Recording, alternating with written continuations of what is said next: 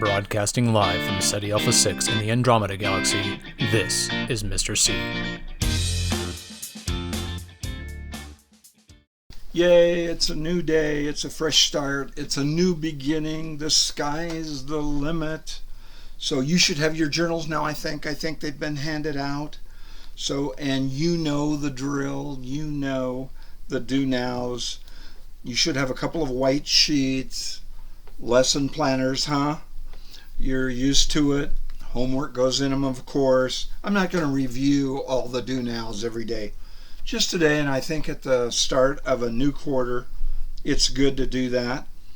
So, and then if ever you have homework to take out, you take it out automatically, a red pen if you need it. Today's not the case. Okay, you've got your journal at the ready. I'm going to make a lot of comments about the journals. I spent all yesterday looking at journals, so I saw a lot of journal entries. So anyway, and just be prepared to write on one of your white sheets. So anyway, we have a new quarter that has started to roll. So what are you going to tell yourself this quarter about this quarter? As Laura says, tell yourself, I can do this. I can get an A or a B. So it's important what you tell yourself. And then ask God to help you. I can do all things through Christ, who keeps on giving me strength. Some of you know that verse from Philippians 4:13. What a wonderful verse. It's a present tense in the Greek. And some of you are going, oh, what's that, present tense? Here's the way that works. Pardon me. It means he continually gives you strength. I can do all things through Christ who keeps on constantly giving me strength, making strength available to me. That is one of my favorite New Testament verses, and it's available to you. So his ever-present strength. So anyway, you've got Laura's tips, you've got my teaching tips, you've got Mr. Gilbert encouraging you. The creator of the universe is helping you. Wow, you've got a lot going for you. And I predict success for this quarter. Now on your white sheet, here's what I'd like you to do. Would you write down 3 things that you've learned, kind of best practices that will help you be your very best as a student in any class, not just science. So on your white sheet, 3 things, please, everybody writing. 3 things that come to mind that are best practices, tips from Mr. C, from Laura C, from Mr. G, from any of your other teachers that will help you be successful in all of your classes. And then I'll hit just a few things that I think will help. So writing.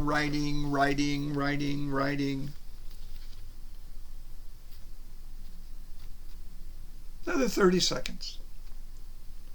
If you've got 3 already, then go for a 4th and perhaps a 5th.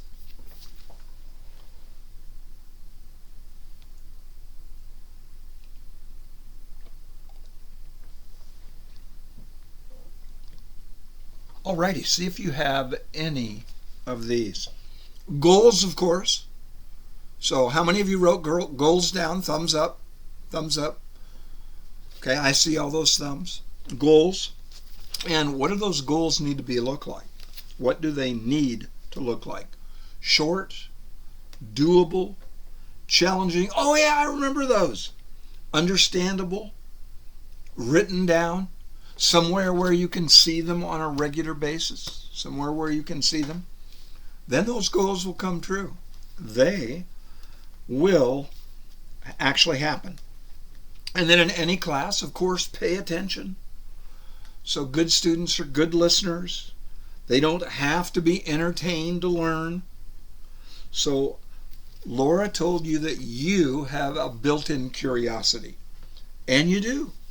You've got a built-in curiosity. In a way, you can't help but learn. I don't think you have to be reminded, cajoled, begged, bribed, coerced, dragged along. Please, could you just learn a little bit? Babied. But instead, you guys have a built-in curiosity. You are sponges. You soak up information that you want to learn. So you can't help, you can't stop good students from learning under any circumstances. They're going to learn. You're going to learn. So anyway, I'm just reminding you of some of these things at the start of the second quarter. Why is that? Because Mr. G, Mr. C want you to be successful. We want to do everything we can to help you be successful. And one of the things is we know you're driven by the natural curiosity that God has put into you. And then when you're using it, your curiosity on a regular basis, as long as it glorifies God, and that's the number one reason you're on the planet, to glorify God. So then that curiosity is going to lead you all over the place to some really neat opportunities. In fact, here's what I'd like to do. You don't have to do this. It's an option. But in your journals, first thing to enter in your journals. Again, I'm going to make comments about journals and what I saw in all of your journals and the things that I wanted to see in your journals. But first, somewhere in your journal, and some of you use the little tabs so you can find the sections really easily. I recommend those. Way to go, those of you who had the little tabs so you could find things easily. Find a section in your journal where you could have several pages available to you. Okay? And I want you to title this, oh, that's a quaint little title, Curiosity Corner. Oh, cool. I like it. I like it. I hope you do.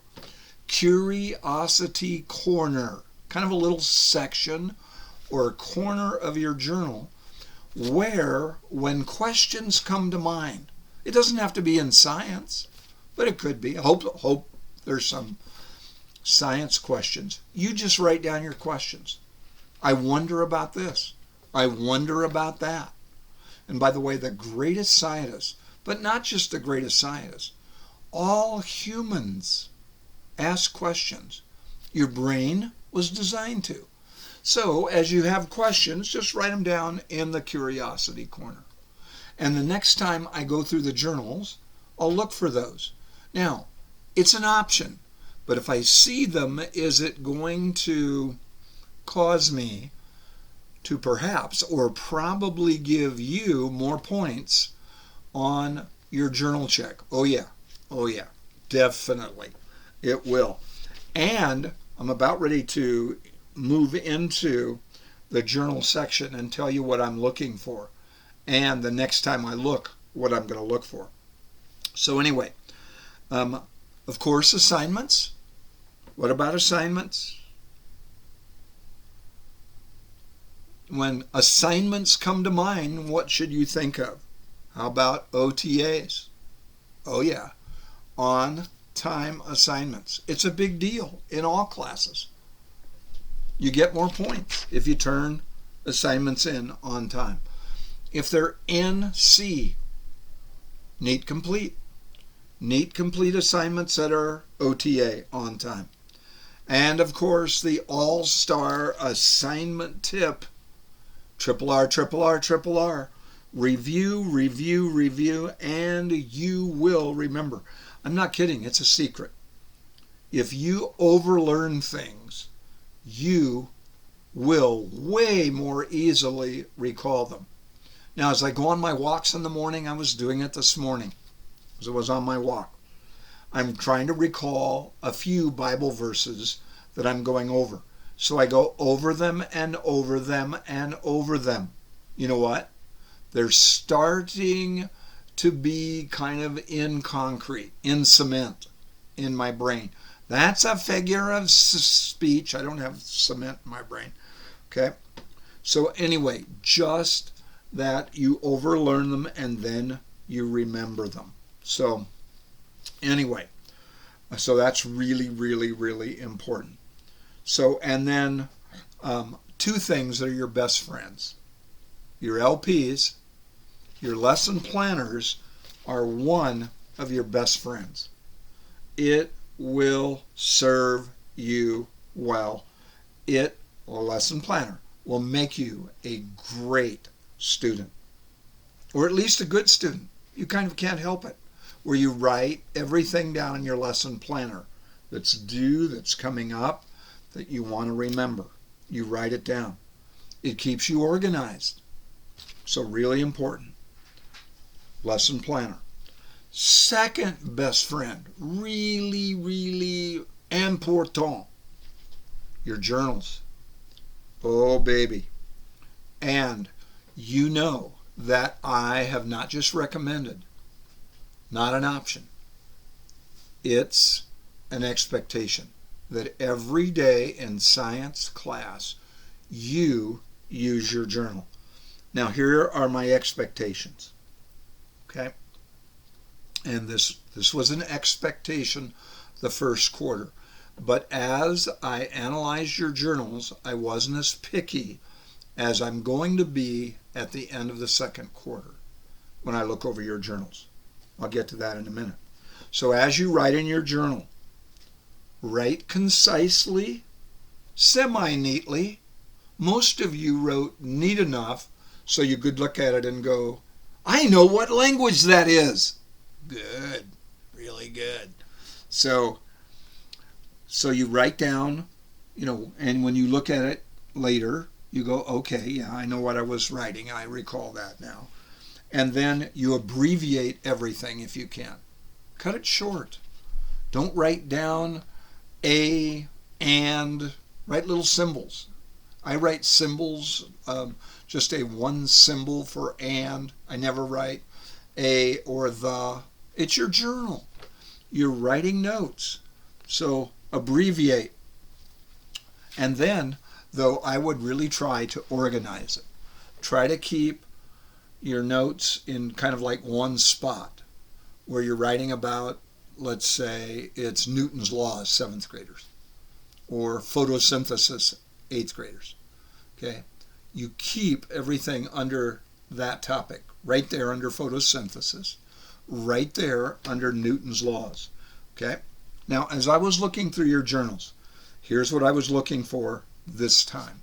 I was looking for the big ideas, the myths, the most important facts. So I was looking to see if you had them from each lecture. And by the way, some of you did this, well done. You had the date out on the margin of the lecture, or you had the number of the lecture.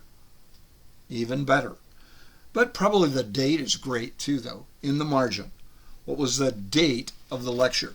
So tomorrow's date, I think it's the 12th. So I'm taping this on Sunday for Monday. So I think Monday is the 12th. So anyway, so all of that, keep it concise, abbreviate. Okay, kind of neat so you can read what you wrote. So now it was worth 20 points this time. So some of you have already seen up on RenWeb the score you got. You had to really mess up to not get 20 points. Most people got 20 points this time. Now it's probably not, that's not going to happen at the end of the second quarter. Okay? So, but I was very, very impressed with some of the journals. So neat, so organized, so complete. And I'll be looking more for that the second quarter. So anyway, they'll be worth 30 to 35 points. And again, I'll be looking them over more carefully at the end of the second quarter. So use them today as I go into really what we're covering in 7th grade and what we're covering in 8th grade. Now, just a quick little break to turn it over to Mr. Gilbert, and then I'll be back with 7th graders and then with 8th graders. So it won't affect you 7th and 8th graders. So a quick little break. Be right back. Okay, 8th grade, a little bit of business to take up, little class business that I just want to remind you about. So all of you 8th graders, boy, I wish I could be standing in front of you and looking at you in the eyes and letting you know that I really care about you. And I do still really care about you and pray for you. And I'm actually praying for you right now, just to have a great second quarter. So, and I want to make you really successful the second quarter. So does Mr. Gilbert. So, and I think we've said that before, probably in this lecture. So anyway, I want to just talk to you about an area, though, that's not an option. It's an expectation. So, and I think I said these kinds of things at the beginning of the first quarter. So the start of the second quarter is a good place to remind you about these. And here it is. Expectations gotta happen, not options. I expect you to listen during the lectures. I expect you to write in your journal and not talk during the lectures. I expect you to listen to Mr. G when he's talking to you and when he puts a signal on, like time out or time out for Mr. G. So when he puts a signal on or when he raises his hand, I expect you to listen inside of 2 or 3 seconds. So just a reminder there.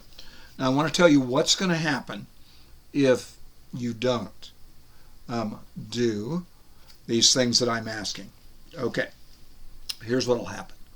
I'm instructing Mr. G. So the first thing to do is, if you're messing around in class or during the lecture or while he's talking and you're consistently talking, I'm going to instruct him to move you to a new seating chart. We'll see if that helps. We'll try that. So new seating chart, wherever you were sitting and whoever you were talking with. Not anymore. New spot, probably that other side of the room. So, and let's say that goes well for a little while, but then it sort of turns sour and stops going well. All right? The next stage. Here's what I'm going to ask him to do. I'm going to ask him to move you to what I'm calling an IZ. IZ.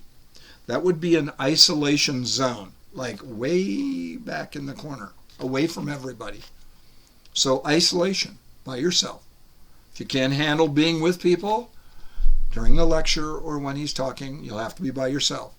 It's not my fault. It's not his fault. Did you cooperate? Nope. So, got to go to that stage. Stage 2. Okay? Let's say that doesn't work. Now, I suspect it'll work. I don't even want to have to go to stage 1 where you get moved to a new seating chart.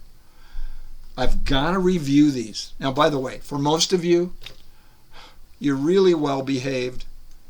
You don't even really need to listen to this, okay? Because your behavior has been so good during the first quarter. Keep it up. Way to go. But next stage. Next stage, if stage 1 and 2 didn't work, okay? New seating chart didn't work. Isolation zone didn't work. Okay, what happens next? Then it's take time away out of the back end of advisory, where everybody else is out at break, not you. Okay, you're in my room with Mr. G serving 10 minutes. And then when you go back outside, you might have like 10 minutes left. Maybe not time to get a snack even. Don't want to have to do it. But again, we didn't do it. Who made it happen? So, advisory time lost. Next stage after that, lose lunch. 15 minutes at lunch probably, instead of being with your friends at lunch. No. Lose lunchtime. Okay, hate to do it, but it's not our fault. Okay, So you lose lunch. And then the next stage after that will be note to the office, have a conversation with Mr. Bynum, and then he's going to give you an after-school detention. Don't want to have to do it? I don't think we did any of that, had to do any of that first quarter. And my hope and my prayer, the second quarter is same thing. Don't have to do it. In fact, I hope we don't get to any of these later stages. Hope we don't have to get there.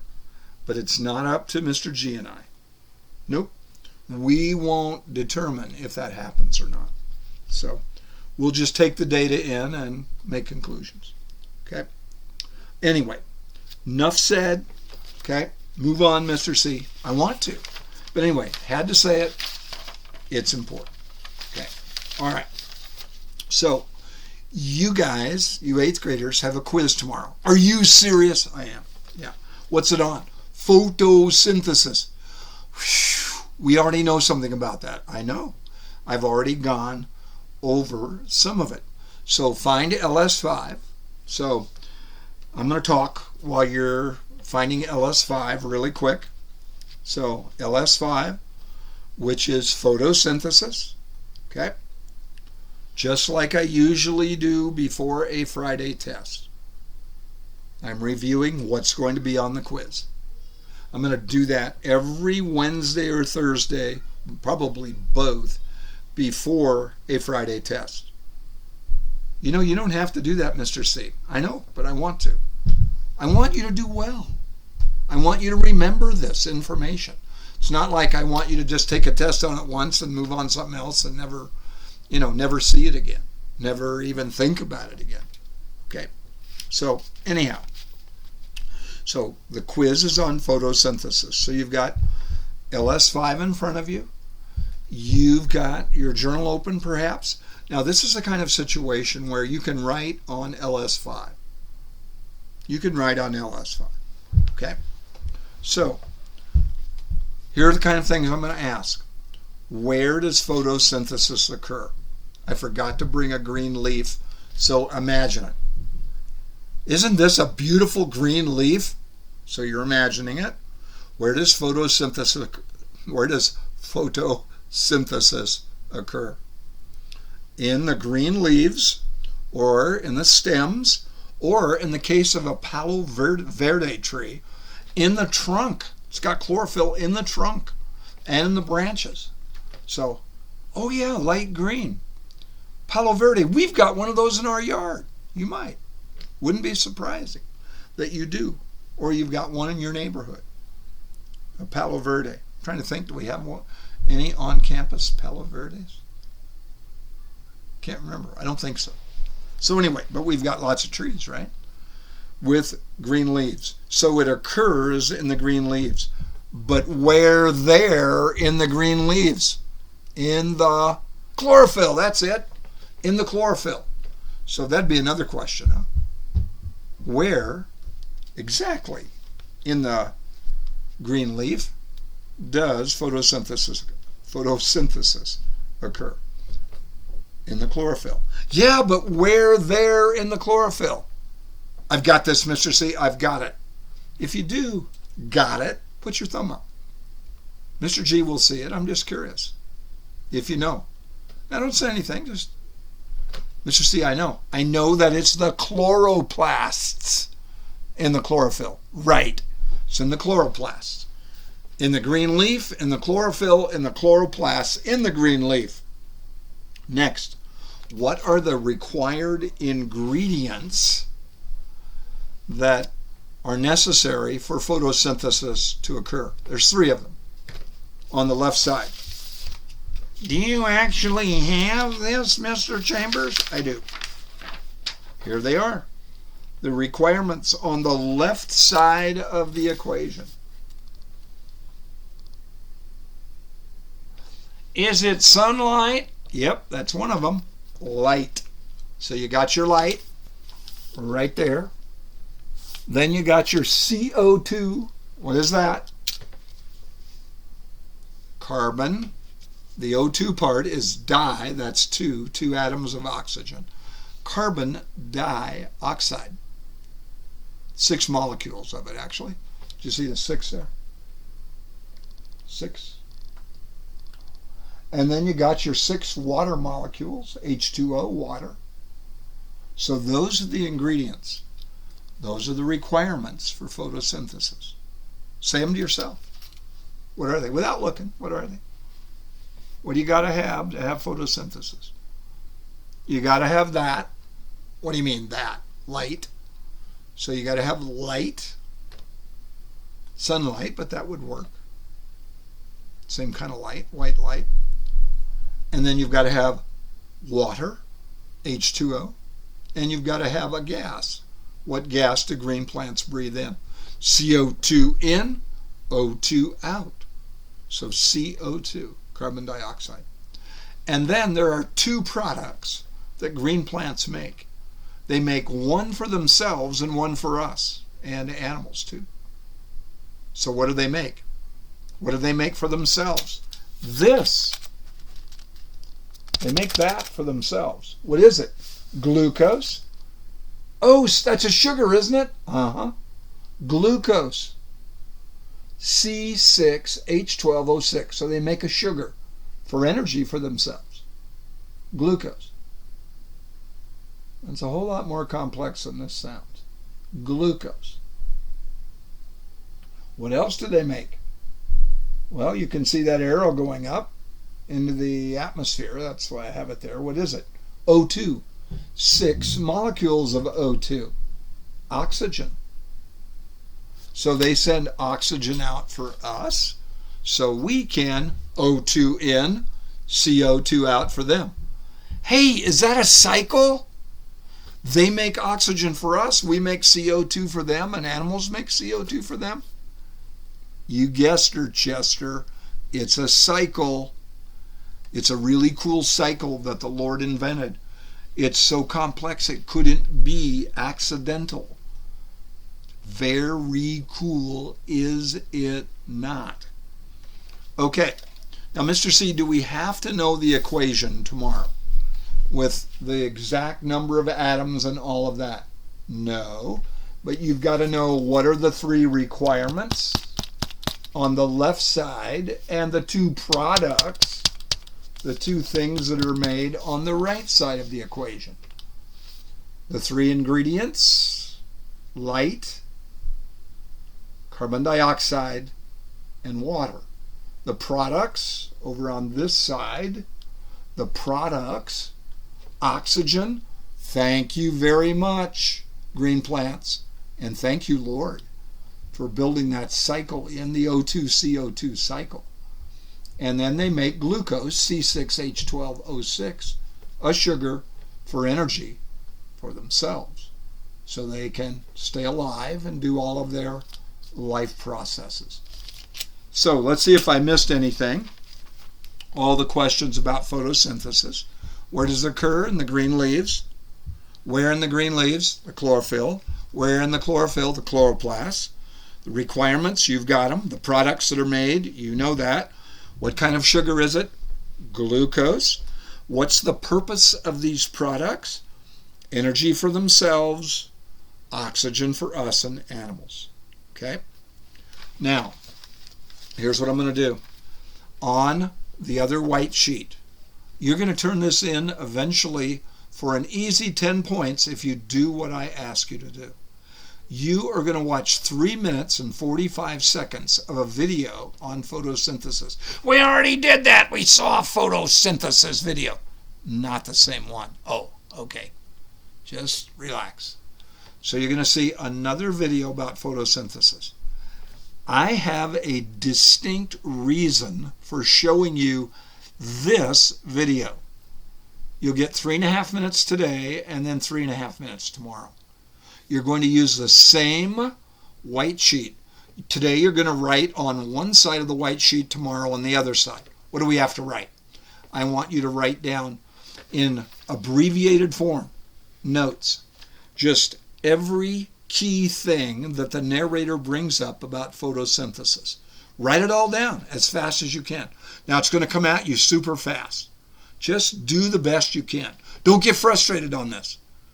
That's part of my reason for having you do this. Oh.